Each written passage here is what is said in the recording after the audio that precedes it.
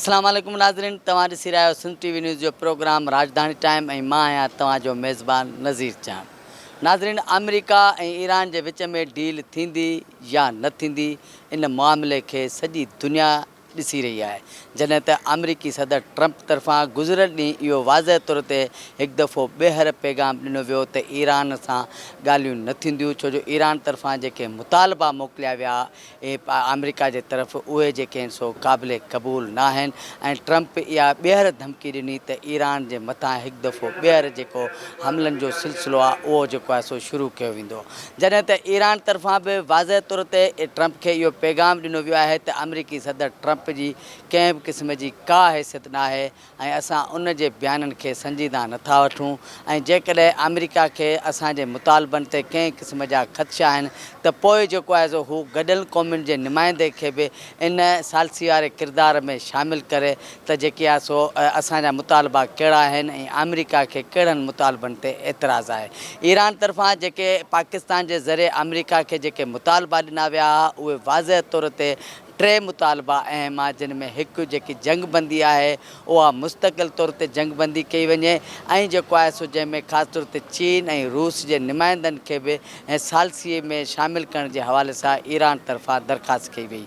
उन सां गॾोगॾु जेको आबनाए हुरमज़ ते जेकी हिन वक़्त ताईं बि अमरीकी फ़ौज जी ऐं उन जे इतिहादी इसराइल जे जेकी फ़ौज आहे उन्हनि जो जेको कब्ज़ो आहे या जेकी नाकाबंदी आहे उहा अॼु बि जेको आहे सो बरक़रार आहे ऐं ईरान तरफ़ां इहो मुतालबो हो त फौरी तौर ते अमरीका खे जेकी आबनाए हुरमज़ ते नाकाबंदी कई वई आहे उनखे जेको आहे सो ख़तमु कयो वञे। उन सां गॾोगॾु ईरान जेको टियों ऐं अहम जेको मुतालबो अमरीका आॾो रखियो उहो इहो रखियो हो त जेके यूरेनियम वारो जेको मामिलो आहे उहो मामिलो जेको आहे सो 3 ॾींहंनि ताईं जेको आहे सो उनखे फ़िलहालु मुलतवी कयो वञे ऐं 20 सालनि ताईं असां इंतज़ारु न कंदासीं ऐं विच वारो को रस्तो जेको आहे सो कढियो वञे त यूरेनियम वारे मामले ते अमरीका सां ॻाल्हियूं थी सघनि थियूं।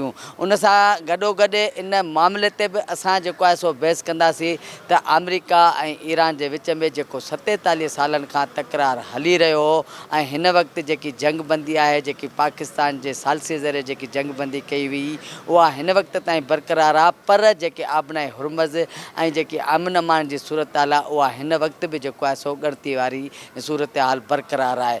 अमरीका ऐं ईरान जे विच में छिकताण सबबि सॼे दुनिया में महांगाई जो जेको तूफ़ान आहे उहो जेको आहे सो आहिस्ते आहिस्ते वधीक जेको आहे सो पखिड़िजंदो पियो वञे ऐं इन सिलसिले में पाकिस्तान में बि जेको आहे सो जेके पेट्रोल जी प्राइस हुई, पेट्रोल जा जेके अघ आहे उहे जेके आहिनि सो हुकूमत तरफ़ां वधाया विया, जंहिं करे अवाम खे जेको रिलीफ ॾियण जे बदिरां हुकूमत जेको आहे सो पेट्रोल जा अघ वधाए उन्हनि खे जेको आहे सो जेकी ज़िंदगी जेकी आहे आसान गुज़ारण जे बदिरां उन्हनि जी ज़िंदगी जेको आहे सो अजेरन थींदी पई वञे।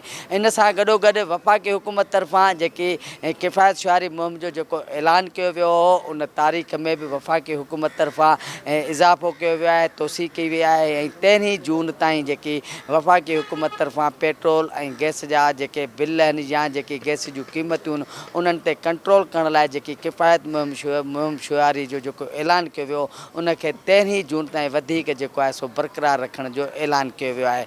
इन किफ़ायत मुहिम शुआरी मुहिम जेकी वज़ीर आज़म तरफ़ां ऐलान कयो वियो उन मां जेको आहे सो कहिड़ो लाभ जेको आहे सो मिली सघियो या हुकूमत उन्हनि ते केतिरो अमल दरामद कराए सघी या पाकिस्तान जेको सालसे ज़रिए जेको अमरीका ऐं ईरान जे विच में तकरार जे ख़ात्मे लाइ जेके उपाउ हिन वक़्तु बि वठी रहियो आहे ऐं अमन ॻाल्हियूं जेको पहिरियों दौरु जेको इस्लामाबाद में थियो हो ऐं सॼी दुनिया जेको आहे सो पाकिस्तान खे ख़राज तहसीन पेश करे रही, छा हिकु दफ़ो ॿीहर अमरीका ऐं ईरान जे विच में अमन ॻाल्हियूं ॿीहर इस्लामाबाद में थी सघनि थियूं या जेको आहे सो अमरीकी सदर जेको ट्रंप जेको हिकु दफ़ो ॿीहर ईरान खे इहा धमकी ॾिनी आहे त जेको आहे सो हाणे जेको आहे सो ॻाल्हियूं न थींदियूं पर असां 1-2 हफ़्तनि खां पोइ हिकु दफ़ो ॿीहर जेको आहे सो ईरान जे मथां हमला कंदासीं। इन सॼी सूरत हाल ते असां ॻाल्हि ॿोल कंदासीं। असां मौजूदु आहियूं पार्लियामेंट हाउस जे ॿाहिरां जिते हर मुख़्तलिफ़ पार्टियुनि जा जेके सरबराह आहिनि ऐं MNAs आहिनि, सेनेटर आहिनि, सियासतदान आहिनि, उन्हनि सां ॻाल्हि ॿोल कंदासीं त जेकी वज़ीर आज़म तरफ़ां किफ़ायत मुहिम शुआरी मुहिम जो जेको ऐलान कयो वियो उनखे कीअं था ॾिसनि ऐं जेको अमेरिका ऐं ईरान जे विच में जेको तकरार हिन वक़्तु बि हली रहियो आहे ऐं ख़ासि तौर ते आबनाए हुरमज़ में जेकी छिकताइण वारी सूरत हाल अॼु बि बरक़रार आहे उनखे कीअं था ॾिसनि ऐं जेकॾहिं ख़ुदा न ख़ास्ता मुस्तक़बिल में इहे अमेरिका ईरान जे विच में जंग जो जेको अरसो आहे उहो जेकॾहिं वधीक अञा हलियो त पोइ महांगाई जो तूफ़ान केसीं ताईं जेको आहे सो ज़ोर पकिड़े सघे थो इन सूरत हाल ते ॻाल्हि ॿोल कयूं था। अचो त असां सभ खां पहिरीं मुस्लिम लीग नून सां तालुक़ु रखंदड़ ऐं ममलकती मज़हबी मामलनि बाबति ममलकती वज़ीर खेलदास सां ॻाल्हि ॿोल कंदासीं त वफ़ाक़ी हुकूमत जो इन मामले ते छा चवणु आहे। अचो त सियासतदाननि सां बि ॻाल्हि ॿोल कंदासीं। जी बिल्कुलु असां सां हिन वक़्तु गॾु आहिनि मुस्लिम लीग नून जो सीनियर अॻवान क़ौमी असेंबली जे MNA ऐं मज़हबी मामलनि बाबति स्टेट मिनिस्टर खेलदास साहब। खेलदास ट्रम्प चयो आहे त मां ईरान सां ॻाल्हियूं न कंदुसि वरी हमिलो कंदुसि, तव्हां छा चओ? ॾिसो हीअ ॿिन्ही मुल्कनि जे विच में ॻाल्हियूं हलंदड़ आहिनि। कल वज़ीर अज़म शहबाज शरीफ़ साहिबु जेको क़ौम खे ख़िताबु कयो उन में बि हुन ॿुधायो त जेको ईरान जो जवाबु आहे उहो पाकिस्तान जेको सो उनखे अमेरिका खे आगाही ॾिनी। पहिरीं अमेरिका पाकिस्तान जेको सालसी जो किरदारु हिन में अदा करे पियो त सालसी पाकिस्तान सॼी दुनिया जूं नज़रूं हुन पाकिस्तान में आहिनि।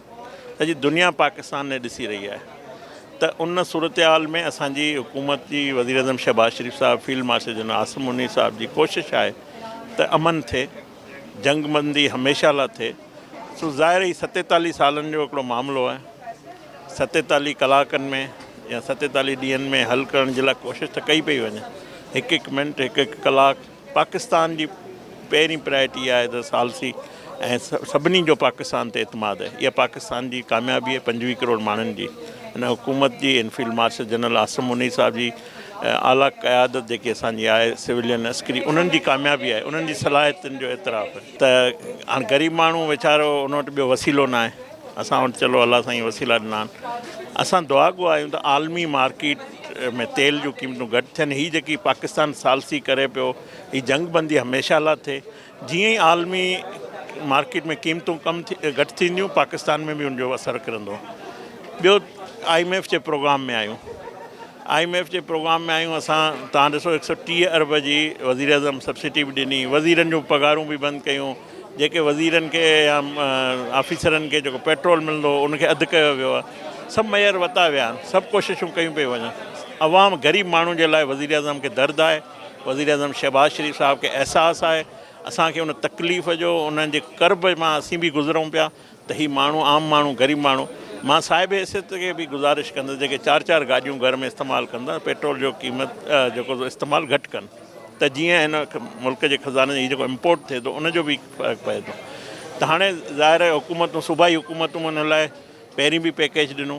तव्हांखे यादि आहे मोटरसाइकिल लाइ वज़ीर आला मरियम नवाज़ साहिबु पंजाब में जेकी मेट्रो ऑरेंज ट्रेन फ्री कई। हुकूमत जेके हुकूमतूं आहिनि जेके कोशिशूं कनि, इस्लामाबाद में बि मेट्रो फ्री कई वई त कोशिशि कई पई वञे जेको मोटर साइकिल इस्तेमालु करे थो उनखे कहिड़े नमूने उन तकलीफ़ खां बचायो वञे। असां जाॻूं था, सुतल न आहियूं। असांखे दर्दु आहे माण्हुनि जो। असांखे माण्हुनि में वञिणो आहे, इलेक्शननि में वञिणो आहे। माण्हुनि जे वोटनि सां असां आया आहियूं। असांखे बिल्कुलु उनजी तकलीफ़ जो अहसासु आहे। पर हीअ क़ौम जेकी बहादुर क़ौम आहे, हीअ आलमी शऊर वारी क़ौम आहे, हीअ सम्झे थी त हीअ सूरत हाल सॼी जेको सो आहे आलमी जेको पस मंज़र आहे उनजे करे ई क़ीमतूं हर माण्हू सम्झे थो, बाशऊर आहे। ईअं ई बि न आहे पर कुझु इंतिशारी सोशल मीडिया ते वेही अहिड़े क़िस्म जूं इंतिशार फैलाइनि था। हुकूमत वटि का चॉइस कोन्हे। 100 रुपए जी शइ वठी 50 रुपए में विकिणे अगरि IMF दुआ कयो त हीअ आख़िरी प्रोग्राम हुजे, IMF मां जान छॾायूं त पोइ असां सब्सिडी बि ॾेई सघूं। एतिरा असां मज़बूत थी वञूं फिनांशियली, एतिरो ई मुल्क जो ख़ज़ानो भरियलु हुजे त असां करे सघूं। पर तव्हां इहो बि ॾिसो भारत में ऐं ॿियनि मुल्कनि में लाइननि में पेट्रोल नथो मिले। इहो बि हिन हुकूमत जी कामयाबी आहे त पेट्रोल मौजूदु आहे। तव्हांखे ख़बर आहे दुनिया में यूरिया भाण उनजी खोट थी वई आहे। पाकिस्तान में अलहमदुलिल्लाह हिन वक़्तु बि फैक्ट्रियूं हलनि थियूं। उनजो असांखे इदराक आहे, असांखे ख़बर आहे पर आम माण्हू खे इहा ख़बर न आहे त जेको बहरान आहे इहो केॾो आहे इंटरनेशनल।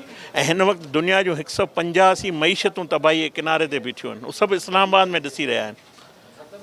सॼी दुनिया इस्लामाबाद में ॾिसी रही त हीअ जेकी सालसी पाकिस्तान करे पियो इहा कामयाबु थिए।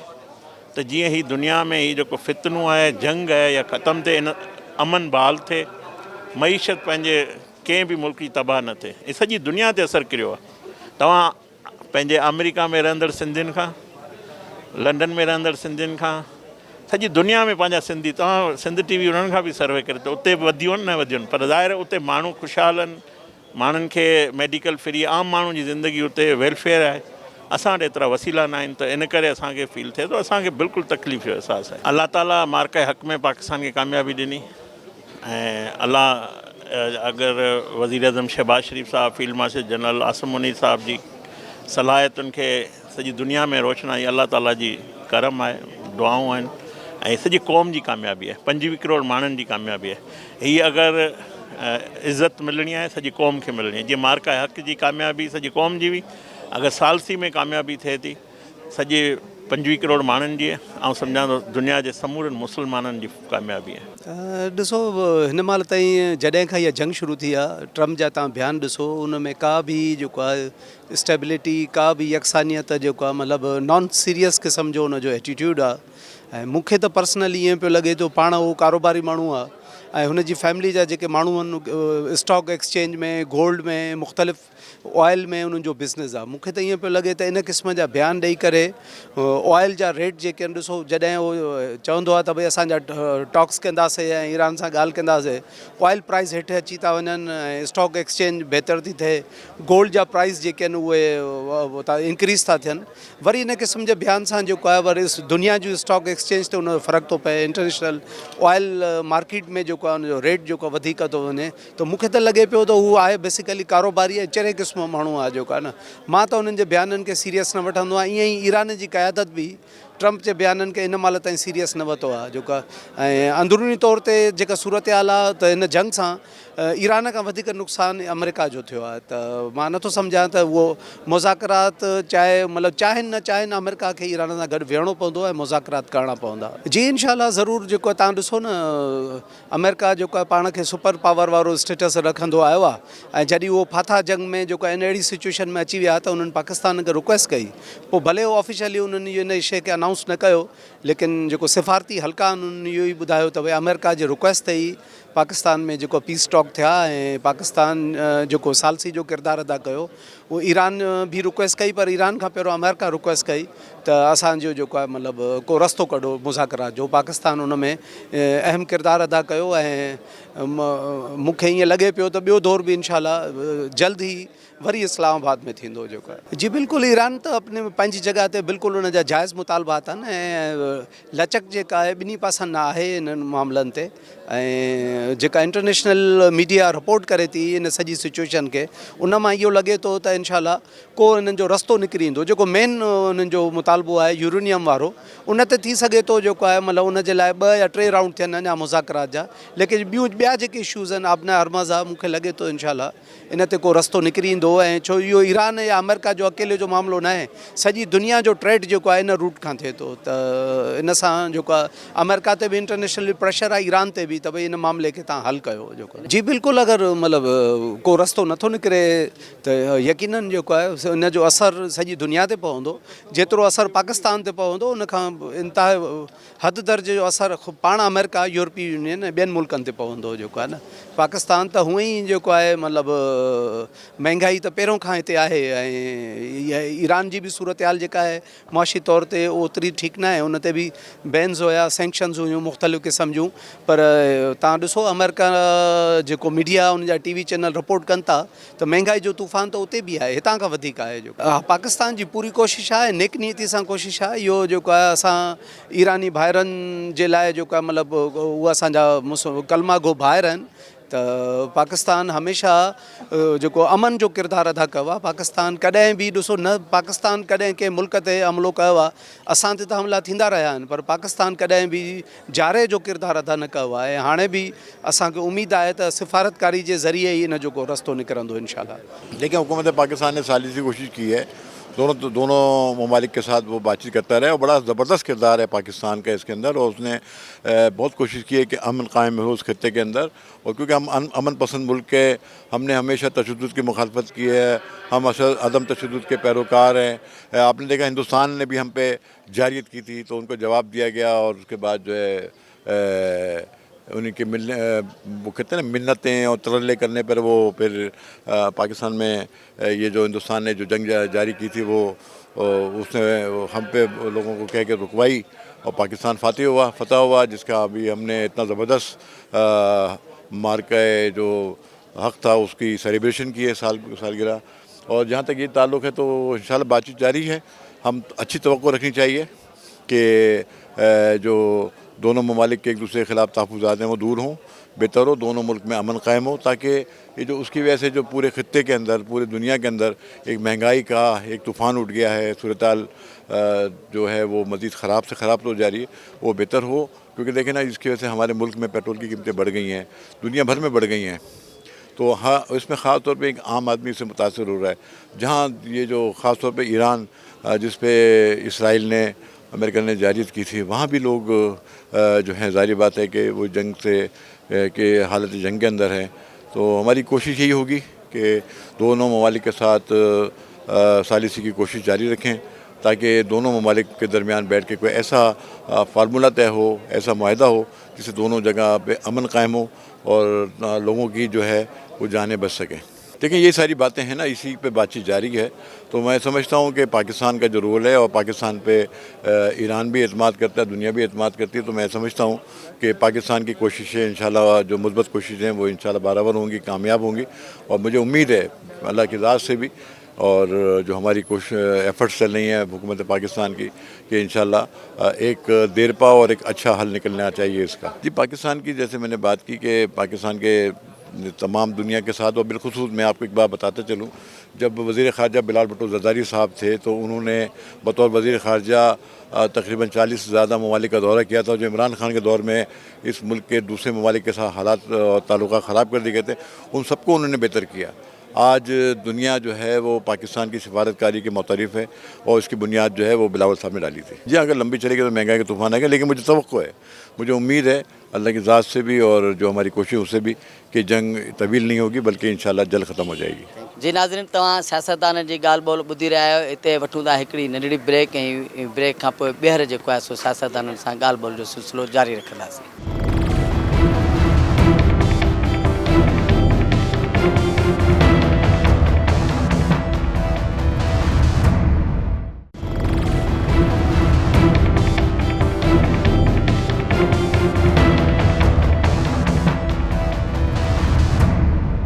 वेलकम बैक नाज़रीन, ॻाल्हि ॿोल जो सिलसिलो जारी आहे। हिन वक़्तु असां सां गॾु आहिनि बाप पार्टी जो सेनेटर धनेश कुमार साहब।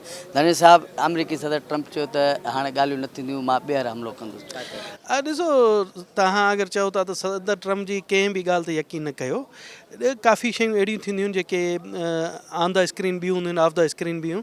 मूंखे नथो लॻे त अमेरिका वरी इहा ग़लती करे, ऐं मुंहिंजी त ख़्वाहिश इहा आहे त अमन अमान जी तरफ़ वञे। और जंहिं अंदाज़ सां पाकिस्तान कोशिशि कई आहे, आलमी लेवल ते पाकिस्तान कोशिशि, जंहिंजो इज़हार पाण सदर ट्रंप कयो आहे, त असांजी दुआऊं इहे आहिनि त इहा जेके बि मुज़ाकरात कामयाबु वञनि और जंग जी तरफ़ न वञे। जंग तबाही आहे, न सिर्फ़ु ईरान जी, बल्कि तव्हां ॾिसो था त इन जंग जे करे पाकिस्तान जी अवाम हिकु महांगाई जी चक्की में पिसी रही आहे। और पेट्रोलियम जी तव्हां ॾिठो आहे त क़ीमत किथे को किथे पुगियूं।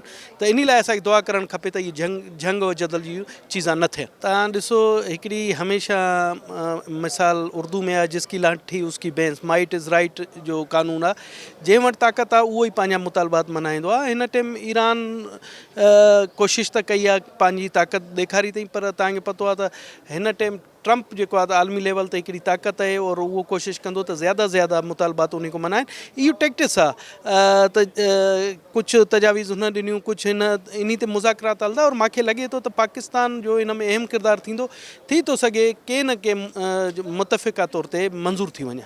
ॾिसो, इन में महांगाई जे तूफ़ान, मां हमेशह इहो चयो आहे त जीअं पेट्रोलियम ते असां टैक्सिस हणी करे पंहिंजो खसारो पूरो था कयूं। अगरि इहा ई शइ असां, जीअं असांजा जेके FBI सरकार जा हिकिड़ा करप्ट अनासिर वेठा आहिनि उन्हनि ते असां कयूं जेके टैक्स चोरी था करनि पिया टैक्स चोरनि सां मिलियल आहिनि अगरि उहो टैक्स गवर्नमेंट खे मिलंदो हुजे हा त पेट्रोलियम ते एतिरी ड्यूटी न हुजे हा त मां सम्झां थो त इन जा ज़िम्मेदार असां आहियूं। तव्हां ॾिठो आहे त जंग जे दौरान दुनिया जा ॿिया मुल्क बि आहिनि उते एतिरो पेट्रोलियम लेवी ते एतिरो इज़ाफ़ो न थियो आहे जेको पाकिस्तान में थियो आहे त इन हवाले सां अगरि असां पंहिंजी कारकर्दगी सुठो ठाहियूं और इन शइ ते क़ाबू पायूं त महांगाई ते रोक अगरि असां इहो न कयोसीं त तव्हां यकीनी हाणे माण्हू पोइ ईंदा रोडनि ते पोइ असांजी ख़ैरु न आहे असां पॉलिटिशियन जी ख़ैरु न आहे थी थो सघे त उहे असांखे गंदा अंडा ऐं गंदा टमाटर हणनि। जी बिल्कुल असां हिन वक्त गॾु आहिनि पीपल्स पार्टी जी MNA शाहिदा रहमानी साहिबा। शाहिदा रहमानी साहब बड़ी मेहरबानी। ट्रंप ने एक मरतबा फिर कह दिया है कि ईरान से मुज़ाकरात नहीं होंगे और हम हमला करेंगे, क्या कहें? देखिए जी ट्रम्प के स्टेटमेंट जो है वो कंटिन्यूसली आपको पता है कि चेंज होते रहते हैं, उसको इतना सीरियस नहीं लेना चाहिए और ये दुनिया जानती है कि मुज़ाकरात ही जो है और अमन जो है वही मसाइल का हल है और इस वक्त जो जंग की सूरत हाल है और दुनिया जिस अंदाज से जिस कर्ब के अंदर है दुनिया के लोग आपने देखा कि बढ़ती हुई महंगाई और ऑयल की कीमतें और उसके बराह रास्त जो है हर चीज़ पे प्राइसेस हाइक होते हैं पूरी दुनिया इससे सफ़र कर रही है। तो मैं समझती हूँ कि ये ना तजुर्बाकारी या इस तरह की जो स्टेटमेंट है वो और मज़ीद तशवीश में आवाम को मुब्तला कर सकती है लेकिन ये हल नहीं है। जी बिल्कुल बिल्कुल ये एक ऐसा लग रहा है कि जिस तरीके से वो एक बिज़नेसमैन है और वो अपने जो उसका तजुर्बा है एज ए बिज़नेसमैन उससे वो भरपूर फ़ायदा उठाते हुए इस वक्त वो एक ये भी कार्ड खेल रहा है कि जिस तरह आप देखते हैं कि एक स्टेटमेंट आता है प्राइस अप हो जाता है फिर एक स्टेटमेंट आते हैं प्राइस डाउन हो जाते हैं तो ये सारी चीज़ें जो है दुनिया को एक इस्तराब में मुब्तला किया हुआ है। वो एक US के प्रेसिडेंट हैं और उन्हें इस बात का एहतराम करना चाहिए कि दुनिया में अमन जो है वही और सफारतकारी ही बेहतरीन हल है। जंगों का और जंग से मसाइल हल नहीं होते बल्कि मसाइल बढ़ते हैं। देखिए ना अभी पेट्रोल प्राइसेस 415 पे चले गए हैं। आम आवाम का और मैं तो कहती हूँ मिडिल क्लास और एलीट क्लास भी उनके लिए भी मुश्किल होता जा रहा है ज़िंदगी को गुजारना और आप अगर ऑयल प्राइसेस बढ़ते हैं तो हर चीज़ पे ऑटोमेटिकली महंगाई बढ़ती है तो ये बड़ा मुश्किल हो रहा है। एज ए पाकिस्तानी हम यहाँ देख रहे हैं तो दुनिया में अगर दूसरी कंट्रीज़ को देखें तो ये सूरत हाल दुनिया भर में तो इस पर जो है सब तमाम ताकतों को सर जोड़ के बैठना चाहिए और इस जंग को फौरी तौर पर बंद करवा के जो ट्रंप पे जंगी जुनून है इसे ख़त्म कराना चाहिए। देखिए पाकिस्तान ने जिस तरीके से ये मैं समझती हूँ कि मार्के हक के बाद एक अजीमुशान कामयाबी हासिल की और सालिसी का किरदार जो है फ़र्स्ट राउंड जो है वो पाकिस्तान में हुआ। पाकिस्तान अभी भी मायूस नहीं है, बहुत उम्मीद है गवर्नमेंट ऑफ पाकिस्तान को भी तमाम पॉलिटिकल जमातें उनके साथ हैं क्योंकि ये वक्त है अगर सालिसी के साथ अमन के थ्रू मुज़ाकरात के थ्रू रास्ता निकला तो हम सब की बका है, दुनिया में तमाम बसने वाले कौमों की तमाम लोगों की बका है। लेकिन अगर जंग का रास्ता अपनाया गया तो उसके नताइज इंतहाई भयानक हो सकते हैं। जी बिल्कुल असां हिन वक्त गॾु आहिनि पीपल्स पार्टी जा सीनियर अॻवान क़ौमी असेंबली में MNA अब्दुल हकीम बलोच साहब। बलोच साहब अमरीकी सदर ट्रंप हिकु दफ़ो ॿीहर चयो आहे ईरान सां ॻाल्हियूं न थींदियूं पर मां हमिलो कंदुसि, छा चयो? मुंहिंजे ख़्याल में इहो ॻाल्हियूं थियणु खपनि ऐं अगरि मसइलो ख़ुशि तसलीबीअ सां ॻाल्हियुनि सां वेही टेबल टॉक सां हल थो थिए त वधीक सुठो आहे।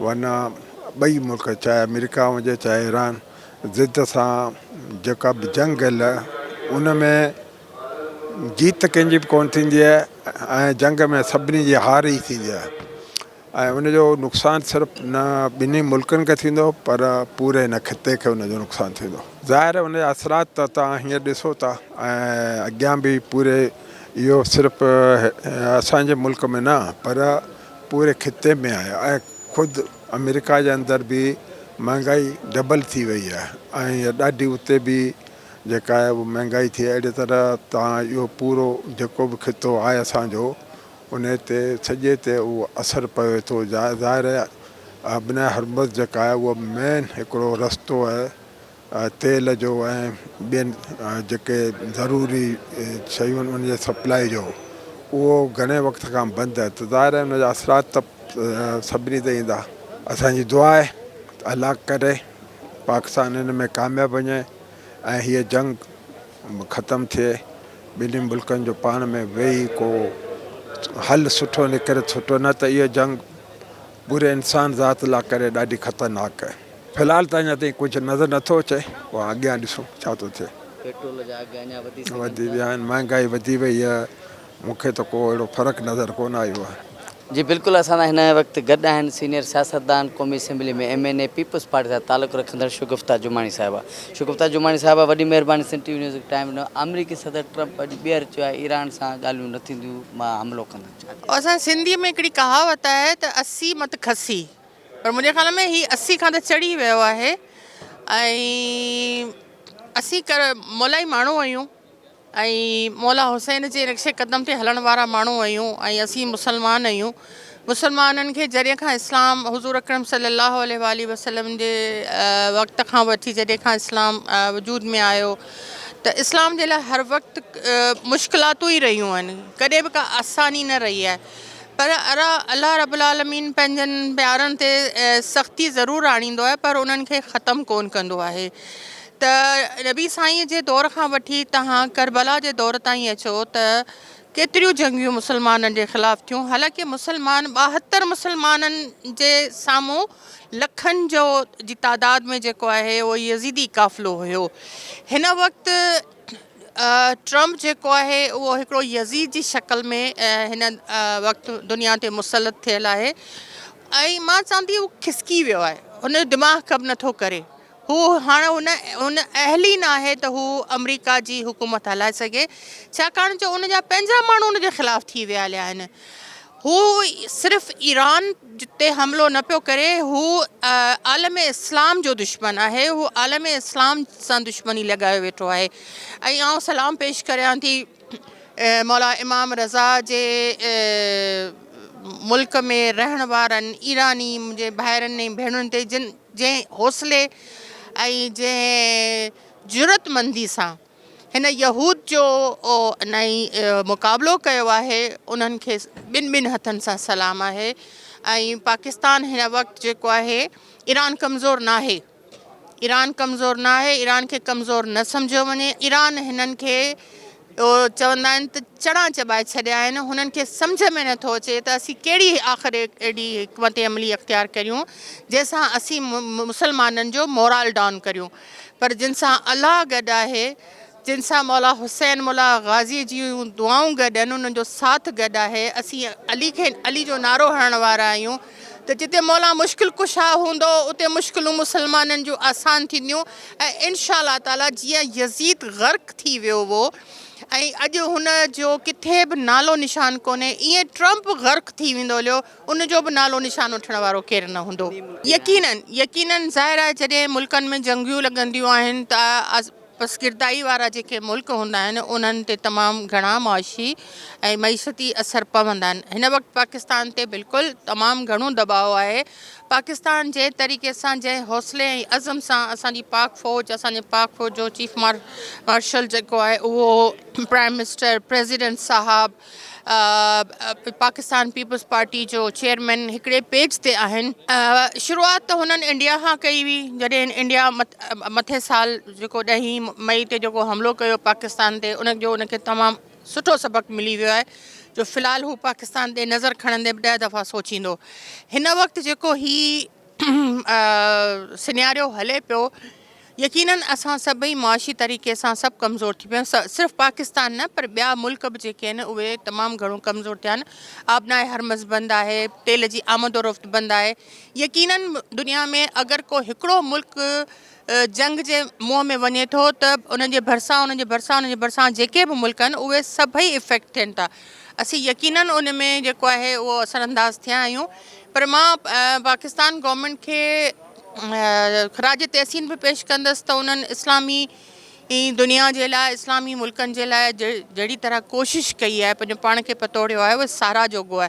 पर उन सां गॾोगॾु पंहिंजी घर ते बि नज़र रखनि, पंहिंजे मुल्क ते बि नज़र रखनि, छो जो हिते बि अवाम रहे थो ऐं हिते अवाम जेको आहे उहो सभु अवाम करोड़पति या अरबपति न आहे। मेजॉरिटी में जेको आहे उहो ग़रीब मिसकीन माण्हू आहे। ग़रीब त सफ़ा हाणे त असां उनजो नालो खणंदे बि असांखे शर्म थो महसूसु थिए, त पर मिडिल क्लास तबिको जेको आहे उहो बि पिसिजी वियो आहे। त मां प्राइम मिनिस्टर खे इहा दरख़्वास्त कंदसि त अगरि तव्हां ईरान सां गॾु कुल्हो में कुल्हो मिलाए बीठा आहियो तव्हां ईरान खां गैस वठो, क़तर तव्हांखे गैस ॾियण जी ऑफर कई आहे, ईरान तव्हांखे तेल ॾियण जे लाइ जेको आहे उहो तयारु वेठो आहे, त तव्हां छो नथा उन्हनि खां तेल वठो ऐं पंहिंजे मुल्क जे माण्हुनि ते बोझ हल्को कयो। ऐं तव्हां ॾिसो जे अगरि 12 रुपया 38 रुपया तेल वधे थो त बूट पॉलिश कराइण था वञो त उहो बि चवे थो त बाबा छाजे लाइ 40 रुपया तोखे ॾियूं, पेट्रोल महांगो थी वियो आहे। हाणे बूट पॉलिश करण वारे जो पेट्रोल सां छा तालुक़ु आहे? पेट्रोल वधे थो त हर शइ वधे थी, पर अगरि पेट्रोल जी क़ीमत घटि थिए थी त बिल्कुलु अटे में लूण जे बराबरि आहिनि। 12 रुपया प्राइम मिनिस्टर साहिबु तो 12 रुपया पेट्रोल ते घटि करे वरी तो 40 रुपया वधाए छॾिया ऐं हिन वक़्तु 3 दफ़ा पेट्रोल जी क़ीमत जेका आहे उहा कंटिन्यूसली वधी आहे। त उन जा रीज़न छा आहिनि?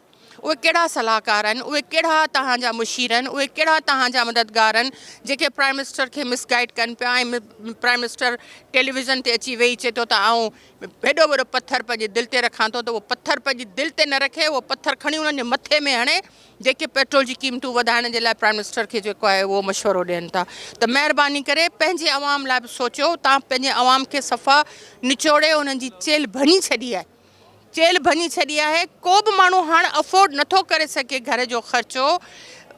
नौकरियूं जवाननि वटि आहिनि कोन, जिन वटि नौकरियूं आहिनि उन्हनि जे पघारनि मां पूरत कोन थी थिए। आख़िर दुनिया केॾांहुं वञे त पोइ ॾिसो त क्राइम वधे थो ऐं हाणे हिन वक़्तु जेको आहे वॾनि वॾनि शहरनि में क्राइम वधी वियो आहे। त महिरबानी करे हुकूमत खे इहा ई अपील आहे त पंहिंजनि माण्हुनि ते थोरो रहम जी नज़र कनि। थैंक यू जी बिल्कुल असां सां गॾु आहिनि पीपल्स पार्टी सेनेटर पलव शाह खान साहब। पलव शाह साहब, अमेरिकी सदर ट्रंप ने फिर कह दिया है कि ईरान से मुज़ाकरात नहीं होंगी और मैं हमला करूँगा। वो एक दफ़ा यही कहता है और फिर अगले लम्हे वो कुछ और कहता है। इसलिए अगर जिन्होंने हमला करना होता है वो इतनी कहानियाँ नहीं डालते हैं। आपको पता है शेर कोई माइक्रोफोन लेके ऐलान नहीं करता कि मैं हमला करने वाला हूँ। लेकिन बहरहाल अब ये धमकी उसने दी है, इससे आप देखेंगे तेल की कीमतें ऊपर जाएंगी और हमारे जैसे मुल्कों का उनके मईशत पे असर पड़ेगा। देखिए साल से एक बड़ी अच्छी कोशिश थी, मगर अब ये है कि 2 साल जो एक हमलावर है उसको भी कुछ सोचना पड़ेगा। इज़राइल इसमें एक बड़ा स्टम्बलिंग ब्लॉक है। इज़राइल कभी नहीं चाहेगा कि कोई ऐसा मौका उसके हाथ से जाए जहां वो मुसलमानों को जो है उनकी जानें ले सकता है। तो जब तक इज़राइल इस खेल का हिस्सा है तब तक इसमें फितना ही फितना है। देखिए ये तो एक हकीकत है और महंगाई के तूफ़ान से फिर लड़ने के लिए हमें कोई अपनी ज़ाहिर है हम पढ़े लिखे लोग हैं, एक बड़ी हुकूमत है, बैठ कर सर जोड़ें सबके साथ और इसका कोई हल निकालें। जी बिल्कुल असां सां हिन वक़्तु गॾु आहिनि पीपल्स पार्टी सीनियर अॻवान ऐं MNA शेला रज़ा साहिबा। शेला रज़ा साहिबा, बड़ी मेहरबानी। अमेरिकी सदर ट्रंप ने एक मरतबा फिर कह दिया है ईरान से मुज़ाकरात नहीं होंगे और हमला करेंगे। देखिए ईरान से मुज़ाकरात हो जाते और पाकिस्तान का अपना बड़ा नुमायाँ किरदार था और है, लेकिन एक मुज़ाकरात इसीलिए नहीं हुए कि ट्रंप इतना अनप्रेडिक्टेबल है कि हम उसके अपनी कौम, उसके अपने मजहबी रहनुमा, उसकी अपनी पार्टी के लोग हर एक जो है उसकी वजह से परेशान है और किसी को भी दुनिया में जंग अच्छी नहीं लगती। और हम सब देख रहे हैं कि किस तरह से वो एक दिन एक बात करता है और उसी दिन उससे मुकर जाता है। तो ठीक है, दुनिया देख रही है और वो उसको ख़ुद भी समझ आ रहा है क्योंकि अब उसे चाइना भी जाना है। तो वक्त साबित करेगा कि कहीं ऐसा ना हो कि वर्ल्ड ऑर्डर ही चेंज हो जाए। देखिए मार्का हक़ में इसलिए कामयाब हुए कि उधर भी हम बार बार ये कह रहे थे कि हम कोई जंगी जुनून में मुब्तला लोग नहीं हैं, लेकिन दूसरी तरफ से अपनी ताकत का जो एक नशा था उसमें सरशार था मोदी और फिर उसको सबक सिखाया गया। तो हमारी है ये कामयाबी कि हम लोगों को ये साबित कर चुके हैं कि ना सिर्फ हम सब्र से हम पे हमारे ऊपर जब जारहियत थी हमने उसका जवाब दिया, बल्कि हम ये चाह रहे हैं कि दुनिया में भी अमन के पैगंबर बन के उठें। लेकिन बात वही है कि मोदी हो या ट्रंप हो या जो है वो इज़राइल का नेतन्याहू हो, इनके दिमाग जो है ना उसमें खन्नास है। जी नाज़रीन, तव्हां सियासतदाननि जी ॻाल्हि ॿोल ॿुधी संदन इहो चवणु आहे त अमेरिका ऐं ईरान जे विच में छिकताण जेकी हली रही आहे उहा कंहिंजे बि मफ़ाद में न आहे ऐं जंग जेको आहे सो मसइलनि जो हल न आहे ऐं पाकिस्तान जे सालिसे ज़रिए अमेरिका ऐं ईरान खे हिकु दफ़ो ॿीहर जेके ॻाल्हियुनि वारी टेबल आहे उते जेको आहे सो वेहणो पवंदो जॾहिं त जेकी वज़ीर आज़म तरफ़ां जेकी किफ़ायत मुहिम शुआरी जो जेको ऐलान कयो वियो उन बाबति संदन इहो चवणु हो त वफ़ाक़ी हुकूमत ऐं क़दम जेको आहे सो महांगाई जे ख़ात्मे लाइ क़दम खणी रही आहे पर जेके क़दम अवाम खे रिलीफ ॾियण लाइ वफ़ाक़ी हुकूमत खे खणणु घुरिजनि उहे अञा ताईं संजीदगीअ सां क़दम न खणी रही आहे ऐं जेकॾहिं वफ़ाक़ी हुकूमत इन मामले ते अवाम खे रिलीफ न ॾिनो त ख़ुदा न ख़ास्ता अवाम जेको सरापा एहतजाज बणिजी रोडनि ते निकिरण जो बि जेको आहे सो ख़दशो थी ज़ाहिर करे सघे थी।